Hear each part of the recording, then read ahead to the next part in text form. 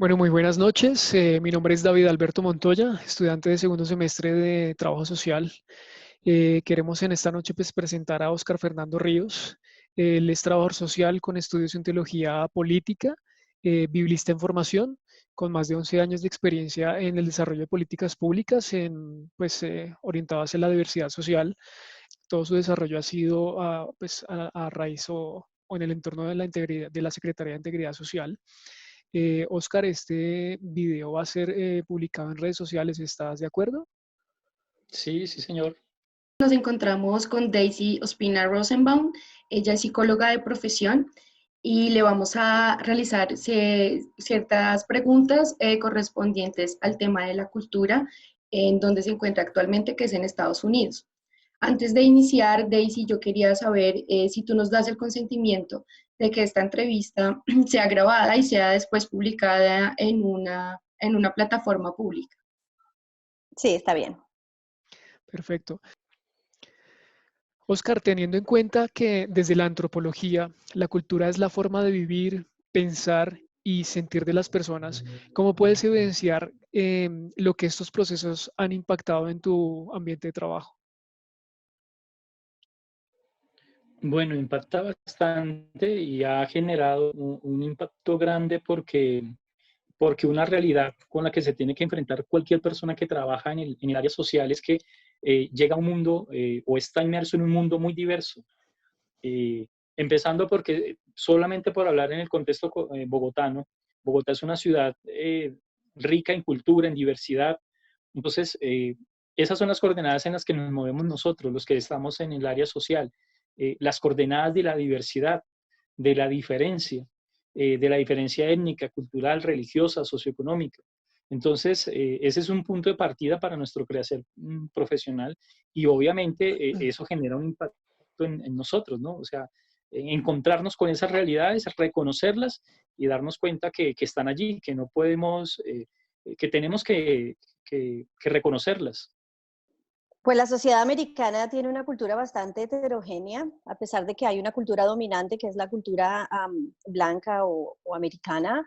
Hay bastantes subculturas, entonces es bien importante cuando trabajamos desde la psicología, primero antes de asumir ninguna cultura dominante, es investigar, preguntar de dónde vienen, qué cultura pertenecen, qué tradiciones tenían, cómo actúa su familia, qué tipo de celebraciones tienen como familia, porque nos da un punto de referencia de qué cultura la persona pertenece y cómo podemos intervenir de una manera que ni afecte su percepción de la terapia o de la psicología y se sienta cómodo en este servicio. Sabemos que toda sociedad tiene ideas, valores y normas y sobre todo que un pensamiento y una conducta que se pretende que sea correcta. ¿Cuál de estas primicias consideras que es importante y relevante para el desarrollo de la sociedad?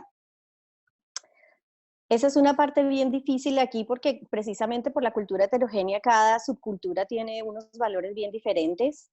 Por ejemplo, dentro de la cultura de los afroamericanos, para ellos es muy importante la igualdad, ser tratados igual, ser tratados con justicia. Para los latinos, porque hay bastantes inmigrantes ilegales, es el valor de la oportunidad de poder tener la oportunidad de criar a sus hijos, de tener un empleo. Y pues para los que son de cultura nacidos en América, sus valores van más dirigidos hacia una estabilidad financiera, un desarrollo profesional, crear negocio. Entonces, precisamente porque son diferentes las culturas, los valores que esa subcultura eh, tiene y afianza son bien diferentes, basados también en sus necesidades. Mira, yo por lo menos me muevo desde un paradigma ético eh, que yo lo llamaría el paradigma ético de la correlacionalidad, del estar juntos. O dicho de otro modo, yo me muevo en una perspectiva de antropología dialogal, ¿sí? Eso que por allá ya hace mucho tiempo, unos siglos atrás, empezó con Buber y luego ya en el siglo pasado Levinas, lo que era todo el tema la epifanía del rostro, decía Levinas, ¿cierto? Es decir, el reconocer al otro en su indigencia, en su precariedad, en su desnudez. Es decir, que el otro irrumpe en mí, en mi existencia, no me pide permiso para estar allí.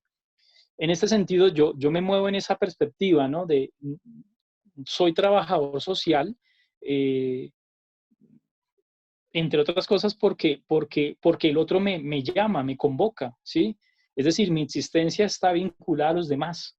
Eh, dice un teólogo, Pedro Casaldaliga, que la humanidad es más humana desde la proximidad. Yo creo que ese es el paradigma desde el cual yo me muevo, el paradigma de la proximidad, del crear un mundo mejor, un mundo más humano con el otro.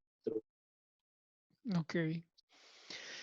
El mundo, el mundo, pues obviamente presenta diversidad cultural por como la tecnología nos muestra un sinfín de maneras de, pues, de comunicación y comunicación inmediata. Em, ¿Crees que de esta manera de conectarnos o cómo nos conectamos, hay algún tipo de alteración en la esencia de nuestras raíces, de nuestra cultura? Yo creo que sí, de hecho lo está haciendo, ¿sí? Ya lo está haciendo, eso ya está sucediendo. Para eso tendríamos que recordar a Simon Bauman. Yo creo que Simon Bauman, él en su teoría de la modernidad líquida, refirió aquello de que las relaciones humanas están en una situación de crisis. Hoy en día es mucho más fácil conectarse que relacionarse, diría este sociólogo.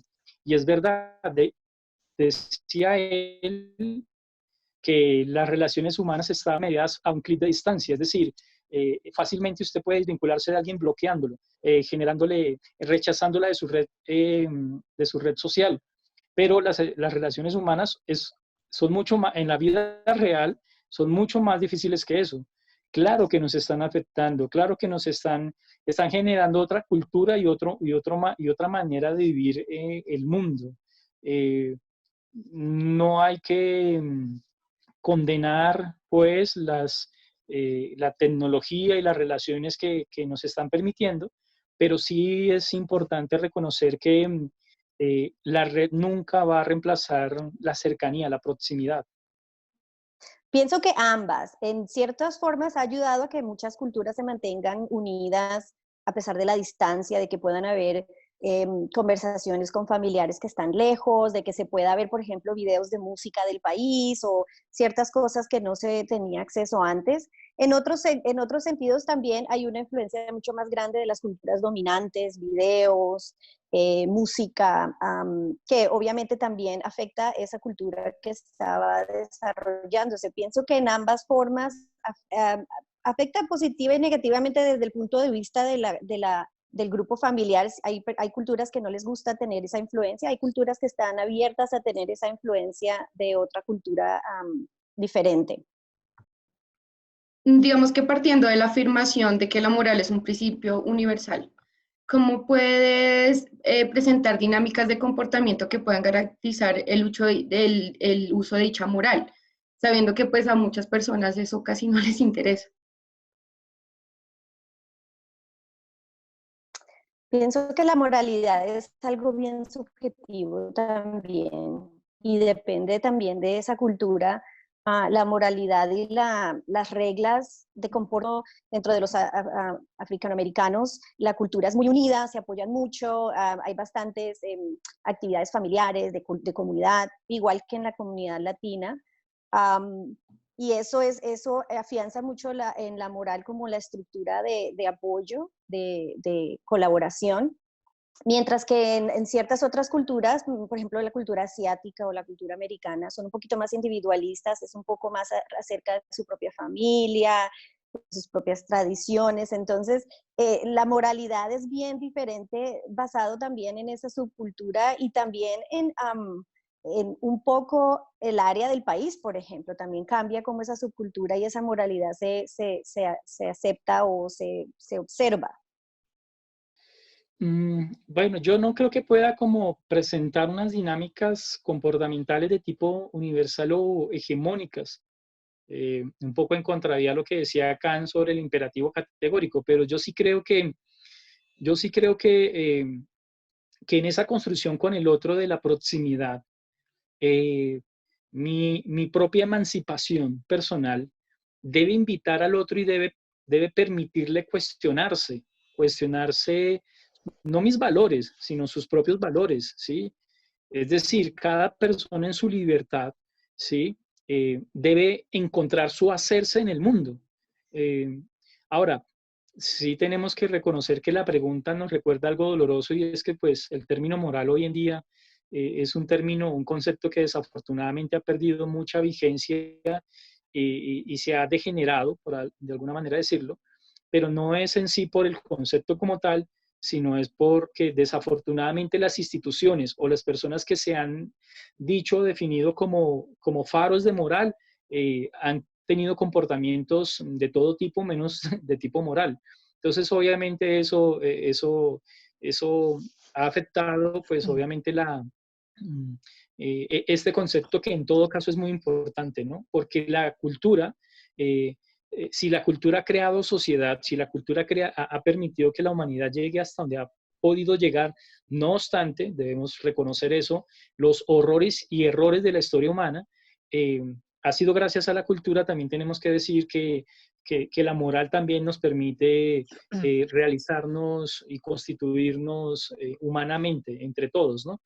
Es como, claro que hay una resistencia, recordando lo que decía Sigmund Freud en el malestar a la cultura, esas restricciones que pone la cultura y esa tensión que se genera, obviamente no son fáciles, pero indudablemente que la moral es muy importante porque sin ella, pues obviamente la sociedad, el hombre, el ser humano, la mujer, el hombre se destruye. Las personas en general conservan su cultura cuando la consideran como tal y es importante para su difusión social. ¿Cómo crees que sea la manera más efectiva de transmitir la cultura a las generaciones venideras?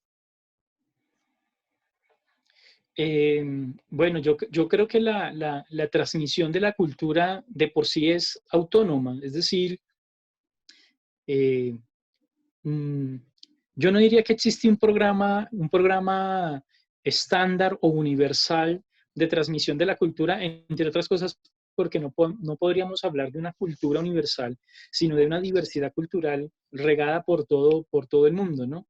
Lo que sí creo es que, eh, lo que sí creo es que debemos trabajar por crear una sociedad eh, igualitaria, una sociedad menos excluyente, una sociedad donde el otro me importe.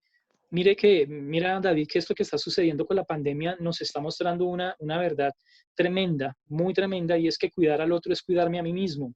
Cuidarme a mí mismo es cuidar al otro. Yo creo que si pudiéramos empezar por eso, ya sería mucho para poder dejarle a nuestras futuras generaciones una cultura más humana, más humanizada. Yo creo que ese es el tema. Tenemos que trabajar en eso, en humanizar la cultura.